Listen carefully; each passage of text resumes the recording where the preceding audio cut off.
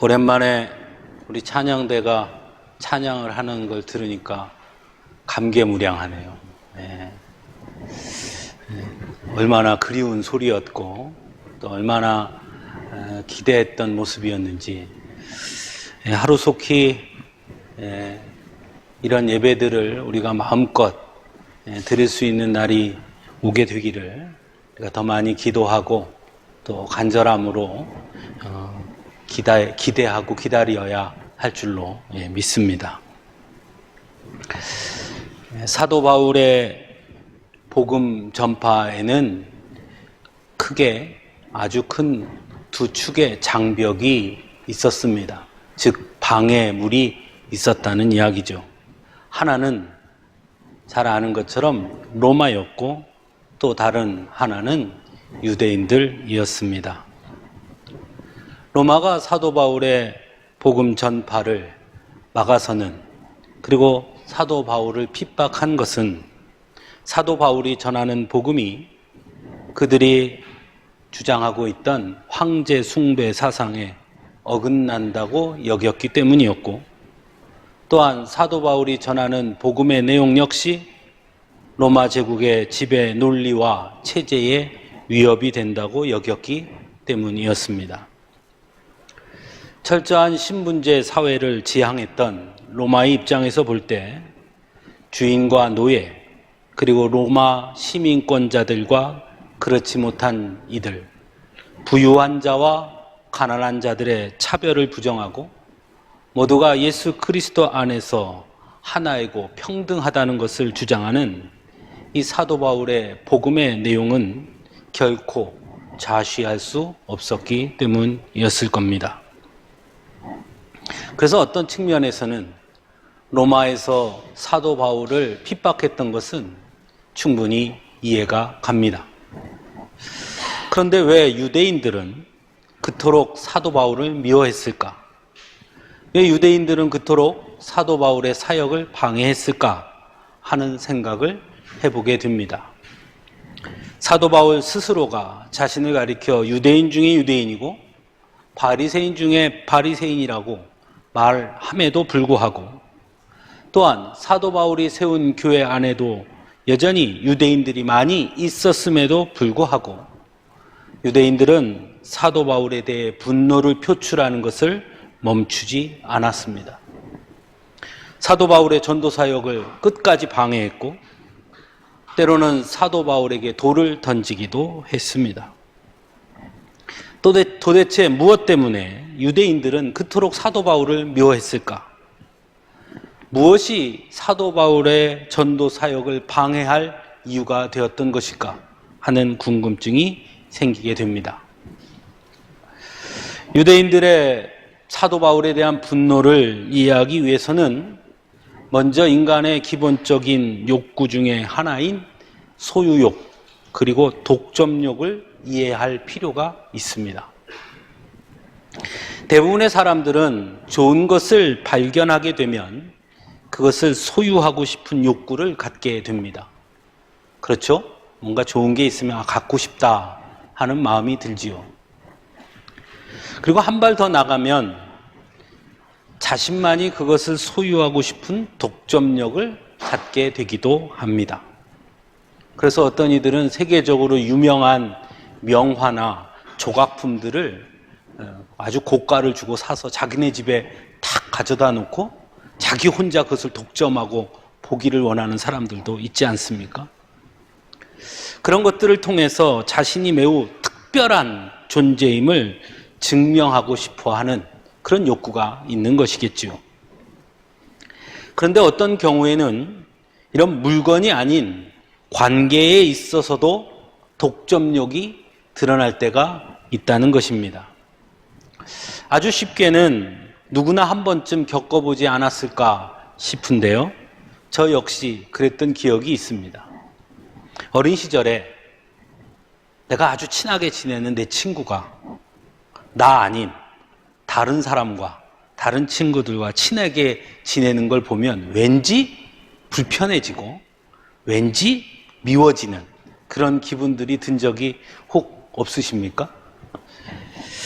관계에 대한 이런 소유욕, 독점욕은 어떻게 보면 소중한 관계일수록 더욱 강하게 나타나는 경우도 있습니다. 대표적인 것들이 어린아이가 동생이 생기면 괜히 어리광을 부린다든지 괜히 엄마 젖을 먹으려고 한다든지 하는 모습을 보일 때가 있죠. 왜냐하면 동생에게 부모의 관심과 사랑을 빼앗긴다고 생각하기 때문에 엄마 아빠를 계속 독점하고 싶은 그런 성향이 드러나는 것이죠. 또한 사랑하는 연인 간에도 이런 모습이 나타나는 경우가 있죠. 나 아닌 다른 이성과 내가 사랑하는 사람이 살갑게 대화하거나 지내는 모습을 보면 괜히 화가 나고 질투가 나곤 하죠. 비록 스스로 인정하고 싶지는 않을지 몰라도 이러한 우리들의 일상의 모습 그 중심에는 어쩌면 모두가 독점욕이라는 것을 갖고 있기 때문이 아닌가 싶습니다. 이처럼 특별한 사람에 대해서도 인간은 누구나 이런 독점력을 갖게 되는데 만일 그 대상이 신이라면 여러분 어떻겠습니까?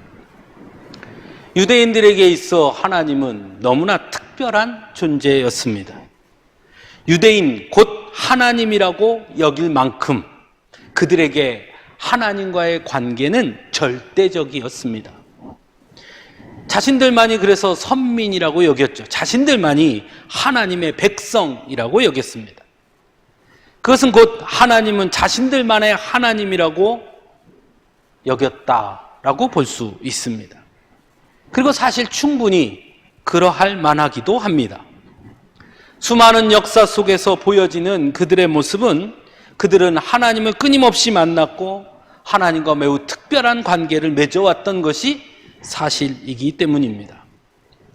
구약에서 보여지는 모습들을 보면 실제로 하나님은 유대인들의 하나님이었습니다. 유대인들이 아닌 이방 사람들과의 전쟁에서 하나님은 거의 대부분 일방적으로 유대인들의 편이었습니다. 하나님 스스로 유대인들에게 너희는 나의 백성이고 나는 너희의 하나님이라고도 말씀하시기도 했습니다. 그런 측면에서 보면 유대인들이 하나님을 자신들만의 하나님이라고 여기는 것은 어쩌면 너무나 당연하게 보이기도 합니다. 그리고 그러한 생각들이 점점 커져서 어느 순간 하나님을 독점하게 되었던 것입니다. 그래서 자신들만이 하나님을 만날 수 있고 자신들만이 하나님의 사랑을 받을 수 있고 자신들만이 구원받을 수 있는 존재라고 여겼다는 것입니다. 그런데 이런 생각을 완전히 흔들어 놓은 사람이 등장한 것이죠. 그게 바로 사도 바울입니다. 그는 이방인에게도 구원의 문이 열려 있음을 선포합니다. 실제로 사도 바울이 세운 교회에는 이방인들이 가득했고 그들은 하나님의 은혜를 함께 찬양했고 구원의 감격을 노래했습니다. 유대인들의 입장에서는 이러한 사도 바울의 가르침을 도저히 이해할 수도 없었고 받아들일 수도 없었던 것이죠. 왜냐하면 하나님은 자신들만의 하나님이고 구원은 그래서 자신들에게만 허락되었다고 여겼기 때문이었습니다. 그래서 이방인들에게 구원의 문이 열려 있다고 주장하는 사도 바울을 용납할 수 없었던 것이죠. 하지만 우리가 잘 아는 것처럼 사도 바울은 아주 단호하게 하나님 앞에서는 유대인이나 헬라인이나 이방인이나 모두가 다 하나라고 말하기까지 합니다. 유대인들의 하나님에 대한 독점을 사도 바울은 불인정하고 있는 것입니다. 결코 하나님은 독점할 수 없는 분이고 독점될 수도 없는 분이라고 선포합니다. 그러니 어찌 사도 바울을 그냥 놔둘 수 있겠습니까? 그래서 분노를 표합니다. 사도 바울을 핍박하고 사도 바울이 세운 교회를 핍박하는데 그래서 유대인들이 앞장서게 됩니다. 또 한 가지는 유대인들이 사도 바울에게 분노를 표출했던 또 한 가지 이유는 형식주의와 절차주의를 가지고 있었기 때문입니다. 즉 모든 일에는 그에 합당한 형식과 절차가 필요하다고 여기는 것이죠. 이런 생각은 사실 틀렸다고 말할 수는 없죠. 어떤 면에서는 아주 중요한 부분입니다. 그런데 유대인들은 하나님에 대해서도 구원에 대해서도 형식주의와 절차주의를 너무 중요하게 여겼다라는 것입니다. 아무리 양보해서 이방인들도 하나님을 만날 수 있고 하나님의 자녀가 될 수 있다고 받아들인다고 하더라도 적어도 그에 합당한 절차와 형식이 필요하다라고 생각한 것이죠. 그것이 바로 율법이죠. 유대인들의 생각에는 하나님의 자녀라면 마땅히 하나님이 주신 율법을 따라야 하고 그에 합당한 절차와 형식을 지키는 것이 너무 중요하고 당연하다고 여겼던 것입니다. 그리고 그것의 대표적인 것이 바로 할례이죠.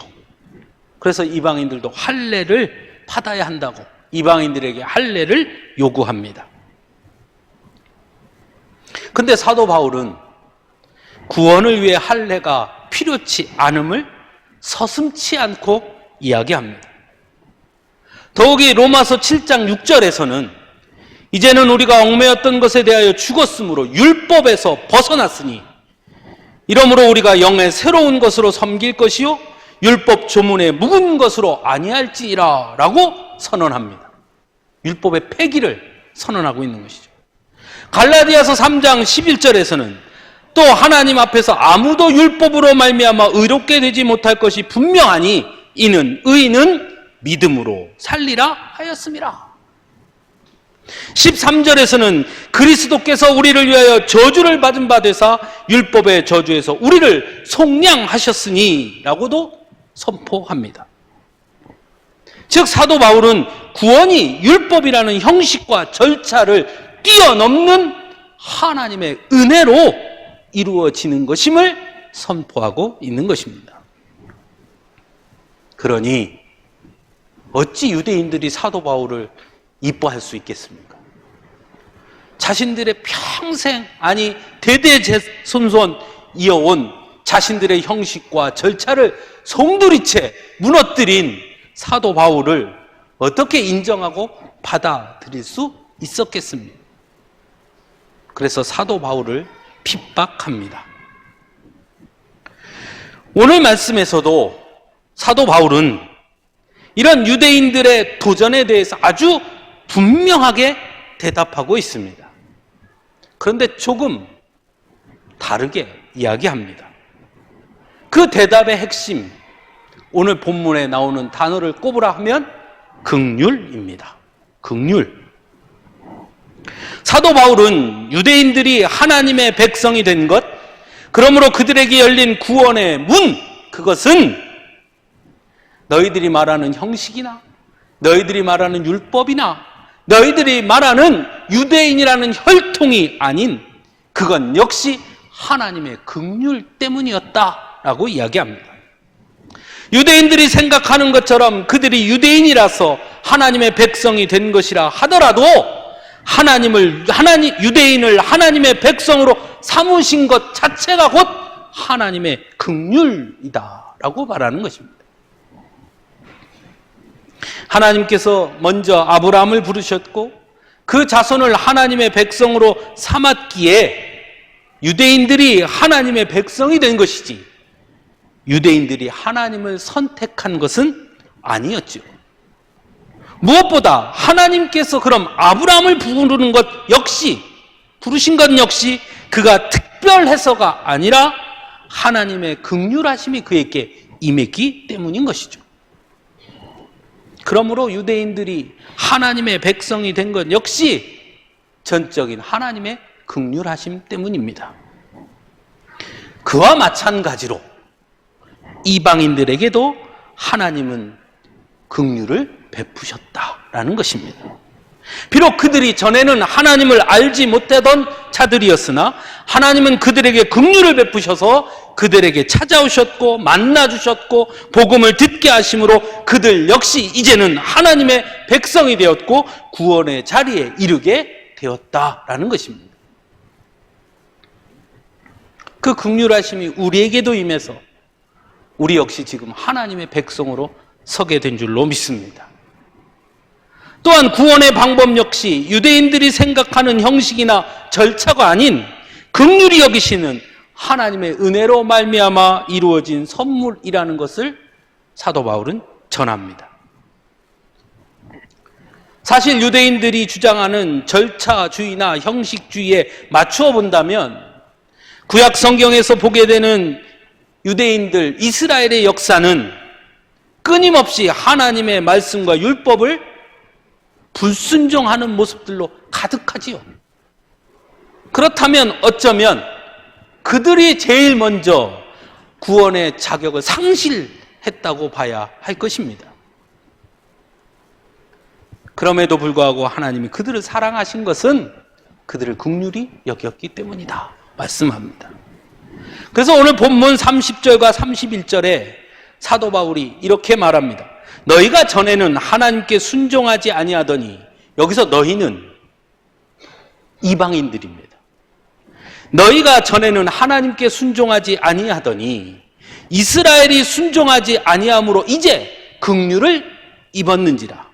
이와 같이 이 사람들이 순종하지 아니하니, 여기서 이 사람들은 이스라엘 백성들입니다. 이는 너희에게 베푸시는 긍휼로, 이방인들에게 베푸신 그 긍휼로 이제 그들도, 유대인들도 긍휼을 얻게 하려 하심이라 라고 전합니다. 즉 전에는 이방인들이 하나님께 순종하지 않았겠지만 하나님께서 먼저 택하신 이스라엘 역시 순종하지 아니하므로 하나님은 율법의 순종이나 절차와 형식을 뛰어넘는 긍휼로 이방인에게 긍휼을 베푸셔서 그들을 구원하셨고, 그 긍휼을 이제 이스라엘에게도 베풀어 주시려 하신다라고 전하고 있는 것입니다.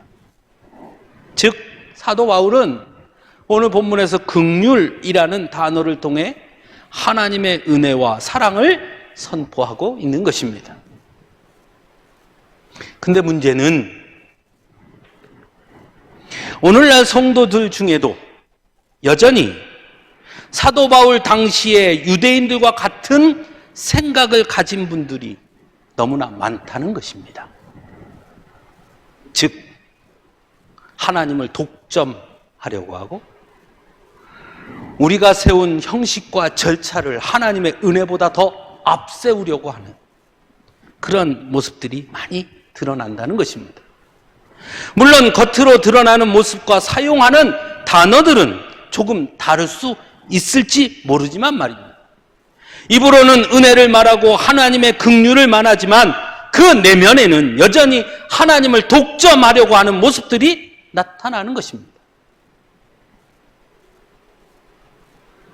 그래서 마치 어린 시절 친구가 다른 친구와 친하게 지내는 걸 질투하거나, 거기서 한 발 더 나가서 내가 싫어하는 사람은, 내가 욕하는 사람은 같이 싫어하고 같이 욕해야 하는데 그러지 않으면 그 친구가 미워지는 것처럼, 그래서 네가 내 친구라면 내가 저 사람 미워하니까 너도 같이 미워해야 돼 하고 강요하듯이 내가 미워하는 사람, 내가 싫어하는 사람에게는 구원의 은혜가, 긍휼의 은혜가 주어지면 안 된다고 여기고 쉽게 심판과 정죄를 말하곤 한다는 것입니다. 너무 많죠, 그런 모습들. 여전히 흑인들의 혐오가 있어서 흑인들이 있는 아프리카 같은 데 자연재해가 일어나면 아주 서슴없이 하나님을 섬기지 않아서 하나님이 심판했다고 말하죠. 하나님의 사랑을 말하지만, 하나님의 긍휼을 말하지만 외국인, 특히 동남아에 있는 많은 외국인들을 여전히 우리는 비하하죠.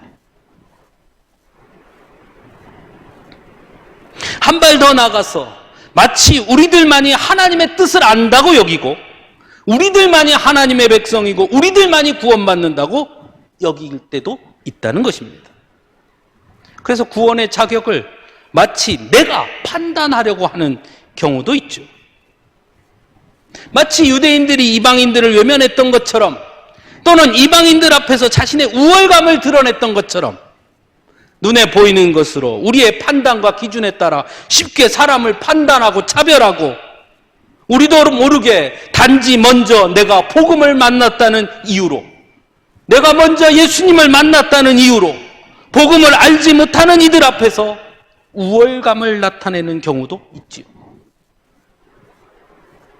그래서 말도 하기 싫은 어떤 사람처럼 하나님 까불면 나한테 죽어 라는 망언도 서슴지 않게 되는 것이죠. 지금도 버젓이 그런 일들이 일어나고 있지요. 걱정하지 마. 우리가 기도하면 예배하면 거기는 코로나 안 와.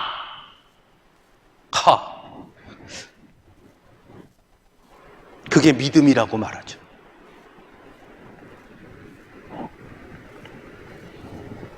너무나 많이 우리 안에 그런 모습들이 내재되어 있죠.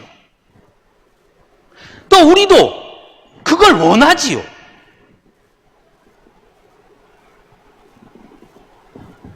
우리 교인들 중에는 그런 분이 많지는 않지만 어떤 분들은 그러죠. 목사님, 하나님의 뜻이 어디에 있을까요? 제가 그걸 알면 여기 있겠습니까? 내가 하나님 하지?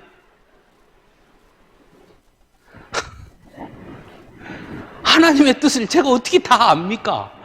같이 기도하고 하나님의 뜻을 묻고 묵상하고 그렇게 찾아가는 것이지요. 글쎄요, 우리 기도합시다.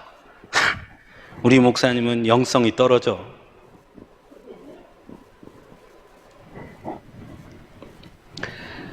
여러분, 분명한 것은 하나님은 어느 누구만의 하나님으로 독점할 수 있는 분이 아니라는 것입니다.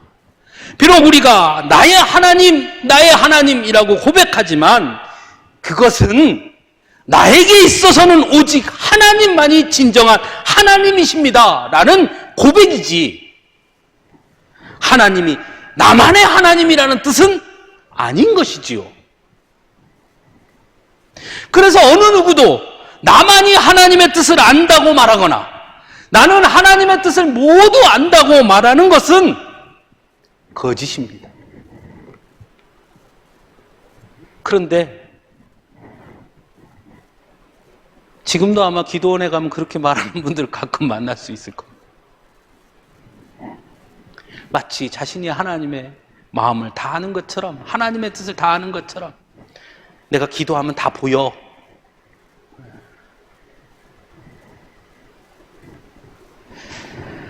무엇보다 또한 중요한 것은 구원은 하나님의 주권이라는 사실입니다.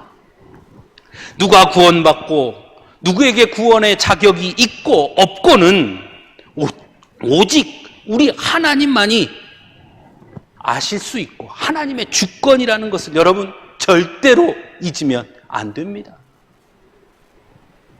그러므로 누구는 구원받았다, 누구는 구원받지 못했다 말할 수 있는 사람은 아무도 없습니다.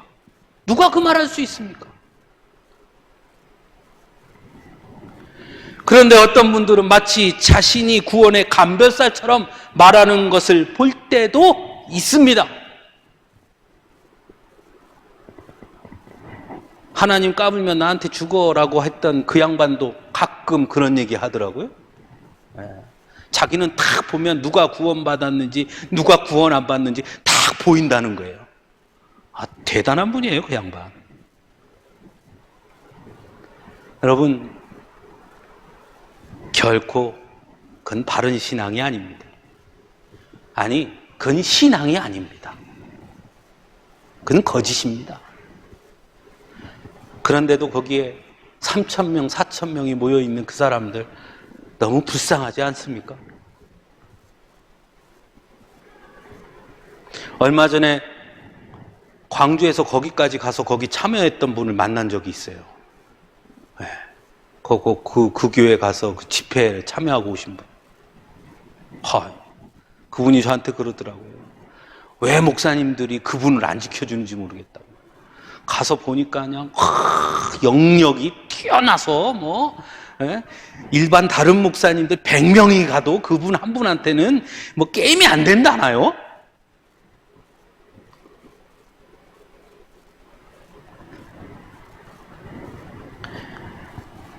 정신 차려야 됩니다. 여러분, 정신 차려야 돼요.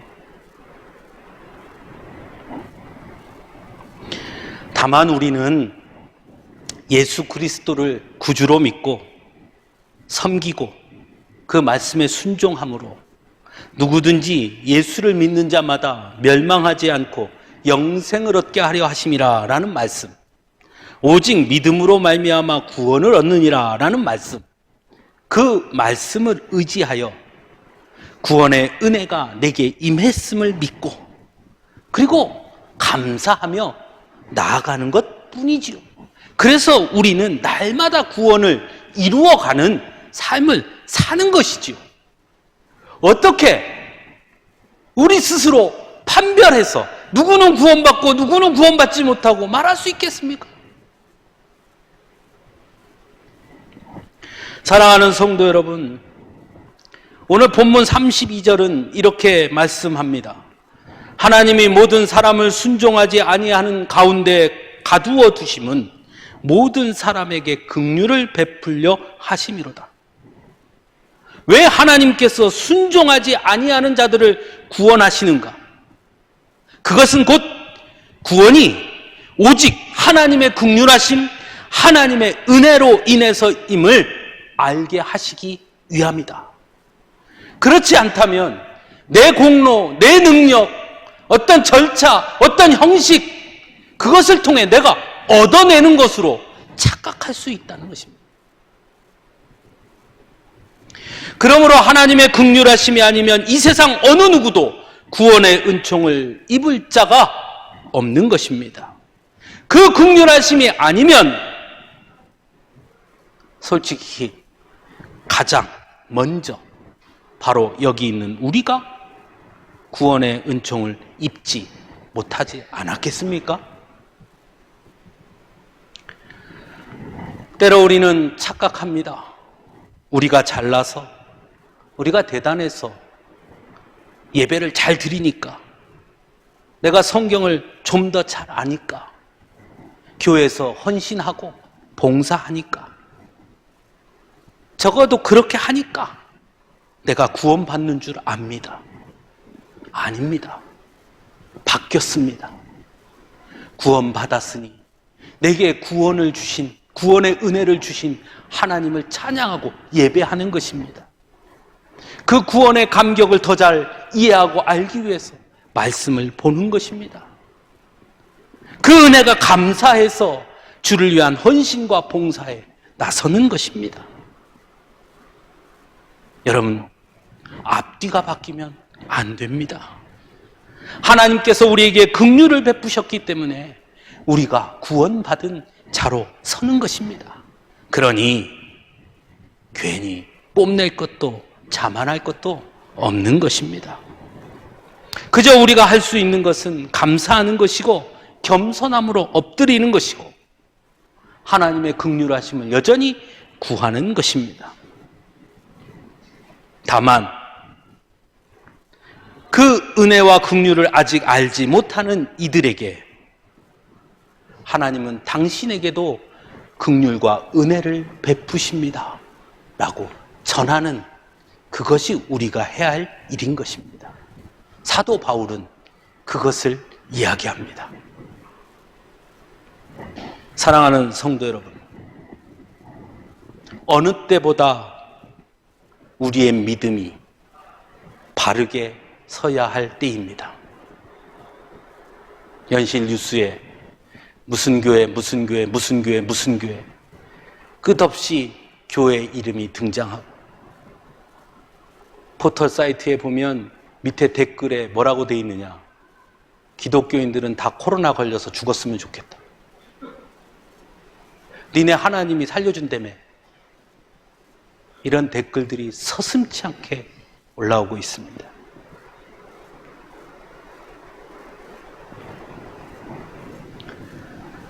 어느 때보다 바른 믿음, 겸손한 믿음, 온전한 믿음이 중요한 때입니다. 과연 우리가 어떻게 하나님의 은혜를 전해야겠습니까?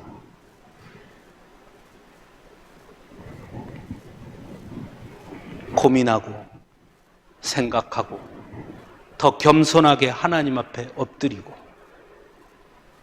다른 사람을 판단하고 정죄하기에 앞서 먼저 나 자신이 돌아보고 하나님의 긍휼하심 앞에 더욱 엎드리는 우리 모두가 되기를 간절히 바랍니다. 함께 우리 사도신경으로 우리의 신앙을